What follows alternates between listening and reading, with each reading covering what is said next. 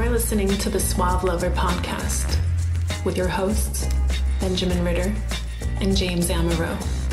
SuaveLover.com, advising gentlemen on the art of romance.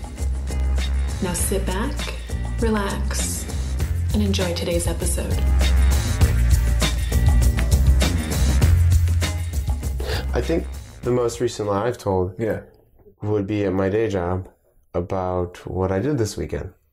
What did you lie about over the weekend?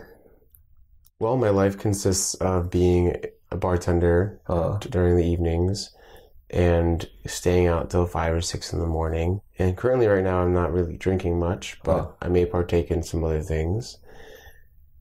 And I may have met a few people, and none of this can be told to my coworkers at my Catholic hospital because I'm trying to maintain a persona, right? And type of brand at my work. What did you tell them that you did? You had post-Easter festivities? So they know I work at the bar, but the total conversation was, I just worked. Well, okay, so the sin of omission. Okay, I guess the last lie that I said was, how are you doing? Fine. I think that might have been a cover for having a severe upper respiratory infection. Thanks for telling me. I'm not contagious. But so it's like, how are you doing? Fine. As I'm sucking down the phlegm and I'm not infectious, but I'm yuck. So okay, but that's a kind of thing. That's the sin of omission. All right, that counts as a kind of a because why? Because why? Well, you're trying to craft a certain presentation of yourself to let's say you met a new girl and you're inviting her back to your place, or you just meet her. Are you going to say that you have an upper respiratory infection? I don't think that's the infection I'm telling her about. That's not the way. Yeah, exactly. So, as factors in as a lie. Well, I guess what constitutes a lie? Because mostly I think of lies as positive, often self-serving statements that are used to get people to think things about you or do things for you. And a decent amount of the lies that I've heard told or I know about are those, but also probably don't really need to be said. Okay. If you're not dating someone seriously, why would you lie to them about what you did or who you were with? Or is it the fact that you want to avoid stress as well? So you're maintaining that impression. I understand why folks lie, misrepresent themselves to a certain degree. I understand the perspective that you're getting people to get off my case, or I want them to do this thing for me, whatever it is. I understand sort of the intuition behind lying. Maybe you're lying about where you were last night to your wife. Maybe you have to do that so that you can continue to call her your wife. Sometimes you put yourself in those situations. But I think in general, I don't mean to make this morally, I think mechanically, lying is doomed. I think lying is a way of being that you're comfortable misrepresenting yourself, or you're willing to misrepresent yourself to do something. I don't think there's a moral component. At least I'm not concerned about the moral aspect of it. I mean, if I could tell the kind of lies that gave me unlimited candy and blowjobs, I would probably fabricate them up. But the thing is I can't keep my lies straight. And I'm really, really uncomfortable with myself when I'm lying. So I find that lies don't serve the intended purpose to alleviate guilt or pressure or stress that most people seem to get from them. I have a hard time lying. Now, in a relationship context, in a dating context, doesn't mean I'm not going to tease. That doesn't mean I'm not going to playfully mess with the questions. So what do you do for a living? Well, I own this place. Well, that's clearly not true if I do it in a playful way. Well, I own this place. Didn't you know? That's for fun. I'm happy sort of spinning a story. But to be clear, when the question becomes, no, seriously, okay, well then I'm happy not to lie. I don't feel the need to lie. And there are a lot more ways to lie than who were you sleeping with last night? Yes. And where were you? Yeah. I guess I'm having trouble with this because, like you, I agree that lying is doomed. And the only reason why I would ever lie is to avoid a specific situation, like stress. Like your mother calling you a bad boy. you got to lie to your mom so she doesn't think bad thoughts about you. Certain people need to know certain details of your life. That's certainly true. Your mother needs to know that you're okay, how you're doing in your career, how you are emotionally.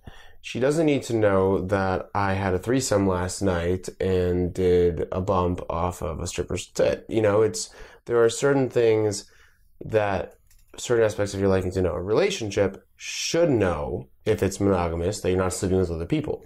A relationship that isn't monogamous and non-exclusive doesn't need to know that you're sleeping with other people. Now, if you ask questions that you probably shouldn't have asked, you may find out that in this non-monogamous relationship, you're sleeping with other people.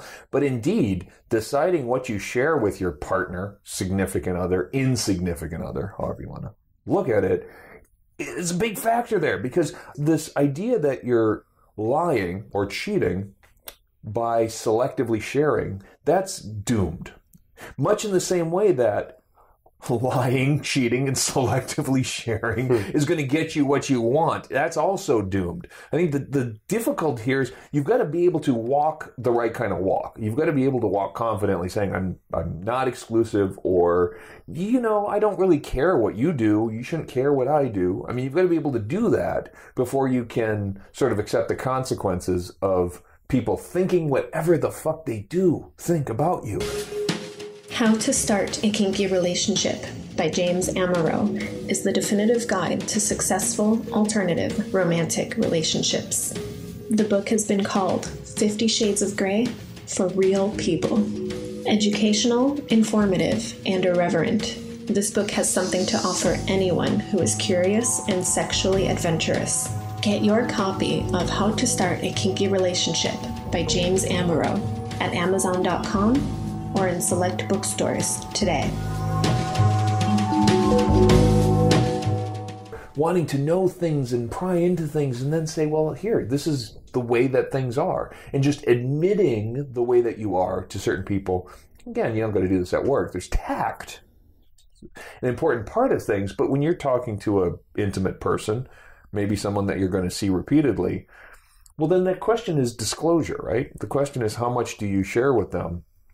Because it's convenient to deceive somebody if what you want from them is to manipulate them into doing things like putting out for you that they wouldn't do if they knew the whole truth. That's convenient. Problem is I don't think it actually works very well in the long run. The reason is it's hard to maintain the lies. It's hard to maintain the story. And when you do get found out, not only was it that you did the bad thing, but it's the cover-up problem. Nixon didn't resign over wiretapping. He resigned over the cover-up. In the short run, lying can benefit you in some sense. In the long run, it can also benefit you. You still got what you wanted. You see it some of the time where you're like, this person's a bad person. Why are all these things going well for them? They are a consistent liar, and they cheat, and they do all this X, Y, and Z, and this thing, it doesn't matter because there's so many people in the world that they don't have to deal with those people again. That's true. You can burn a lot of bridges. You can burn a whole ton of bridges and nothing bad can happen to you. But I've met liars. Yeah. And people don't like liars. Well, you don't like liars. Okay, let me say that again. I've met liars. If you lie consistently, you get a reputation. And that can follow you around and can affect you, especially with your relationships when it comes to your sexual relationships. Well, then let me pick up my pipe and ask the question. How does it make you feel when you are lied to? Well, for me, most of the people that lied to me end up in coffins. Wow. No, it doesn't really matter. If someone lies to me and I have a little investment in them, or even if I have a large investment in them, I think it matters what your investment is. But with the right mindset, a liar becomes not important. If you don't have a habit of lying, if you just sort of tend towards telling the truth because it's most convenient, then you're going to be a certain way. You're going to attract certain things, presumably. Then when you get lied to, depending on how unimportant that person is, it might not be a big deal. But if somebody close to you lies, well, that's kind of a relationship separator. It kind of violates your confidence, your trust, doesn't it? It does completely. For example, I've had money issues with a really good friend and consistent money issues, so I don't loan them money. Yeah, well, that's right. That's what'll happen. And I don't believe them when they talk about money. Right. They have other good qualities, but in that sense, that part of who they are is completely gone. Damaged. Gotcha. And there's no trust and there's no going back. And other people in my life, it's funny how a lot of lies revolve around money and sex. In general, if someone lies to you, it alters the relationship drastically. The Essentials by Benjamin Ritter is your concise manual for life improvement and success with women. The Essentials has been called a straight-to-the-point lesson in the lost art of being a man. Packed with insights, this book will transform the way you think about dating and relationships. Get your copy of The Essentials by Benjamin Ritter at Amazon.com or in select bookstores today. The fact that you are the kind of person who they feel they need to lie to usually tells you this is important. You should perceive this ideally as they're trying to present themselves a certain way to you if you're in a relationship, as opposed to manipulate you into doing things. Usually when somebody is lying to you who's close to you, they're not trying to get a few extra dollars on this sofa. I mean, they're not trying to bargain with you to fuck you out of something, but they're trying to create an impression in your mind of who or how they are. And they're usually doing it because they're not secure with who or how they are. Yeah, so then when you do find out those lies, does it nix the relationship? Probably not, but it does nix that part of the person. Yeah, something sour about that, right? Mm-hmm. Yep. So there's certain things now. Would you stick it in? Sure. Yeah. Will you loan her money? But maybe I'll wrap it up before I stick it in, depending on the kind of the lie. So what is really bad about lying? I don't think that's the organizational scheme here. When do you choose to lie?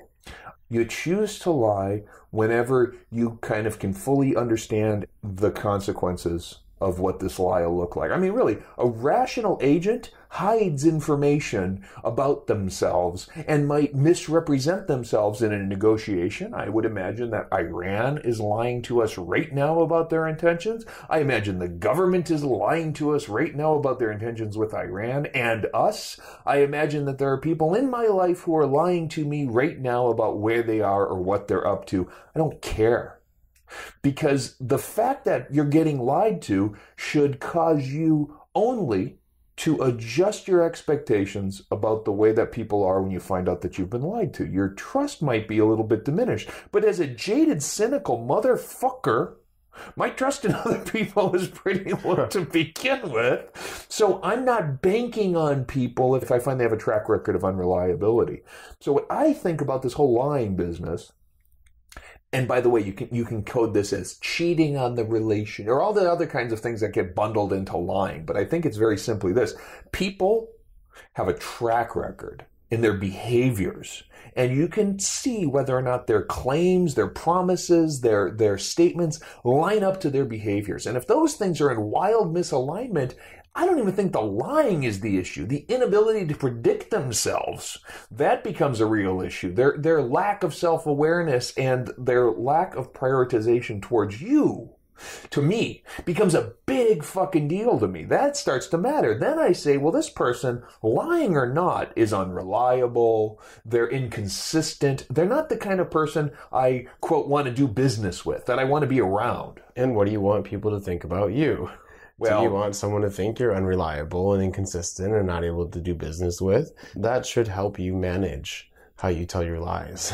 Well, and indeed, I think once you don't give really a lot of fucks about what people think of you, you have very little reason to lie. Because usually if you want someone to do something... Or every reason to lie. How do you mean?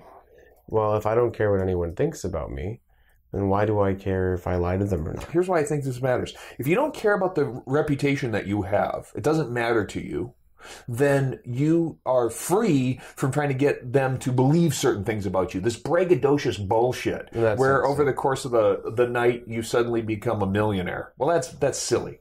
Then the other part is usually it is actually more straightforward to straight up negotiate, ask, demand, request, engage in what it is that you want, than it is to try to trick fuck some drunk girl into going to bed with you. Exactly. Only to wind up in a University of Virginia circumstance.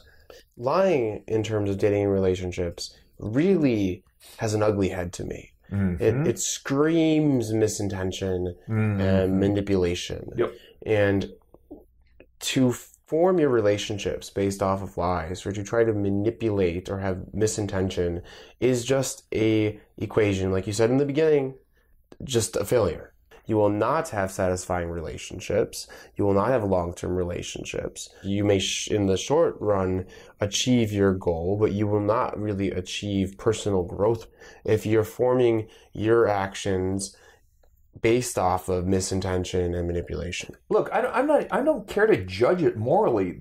I once had a guy who came up and said, "How do I get girls on the side and cheat on my girlfriend? Actively, knowingly cheat on my girlfriend, lie to her, and get this side action? How do I do that without getting caught?" And I'm like, well, first of all, I think you're gonna get caught because you really are not fucking Sherlock Holmes able to cover your tracks. Eventually something will go. But here's how you do it. You get yourself a Google Voice. You set that up as a separate app. You never give out your real number. You text and manipulate separately. You never invite somebody over. You only meet up separately. I mean, there are ways that you can create a certain kind of a distance if you want to keep your wife or your lover from finding about your side action. There are ways to do it. What I'm saying is they're not worth it to me. They're really a lot of effort to deal with the fact that you don't want to come clean about the fact that you like putting your dick in different girls. How about you just come clean with the fact that you like putting your